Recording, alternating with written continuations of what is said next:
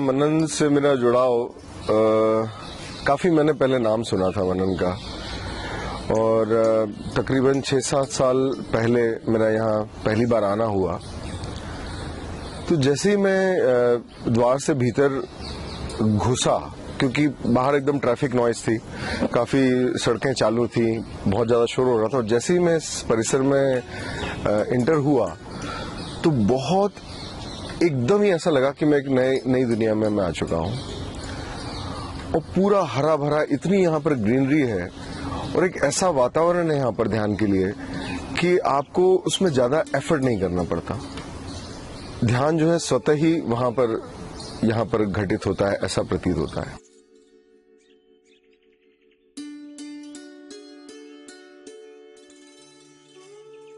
देखिए,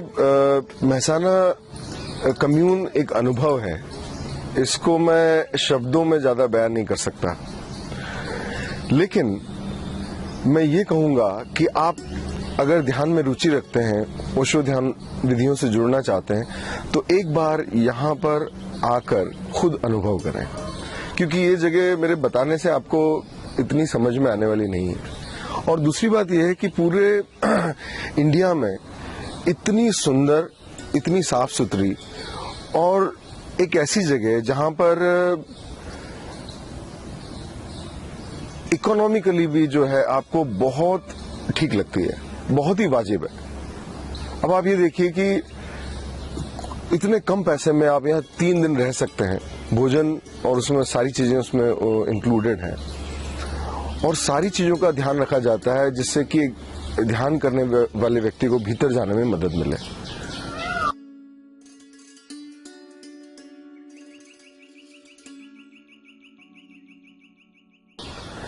देखिए, ओशो की ध्यान विधियां जो हैं वो उन्होंने नए मनुष्य के लिए तैयार किए हैं, और सारी विधियां जो हैं सक्रिय हैं, एक्टिव हैं। वो एक्टिविटी से आपको पैसिविटी की ओर लेके जाती हैं। तो हमारे भीतर इतना तनाव है, इतना टेंशन है डे टू डे लाइफ का। तो जैसे मैं यहाँ देखता हूँ कि ओशो की ध्यान विधियां कैसे लोगों पर काम करती हैं, जब वे सुबह जैसे सक्रिय ध्यान है जिसमें एक अंग उसमें कैथारसिस का भी है, रेचन का भी है, तो जब वो पार्ट शुरू होता है ध्यान का,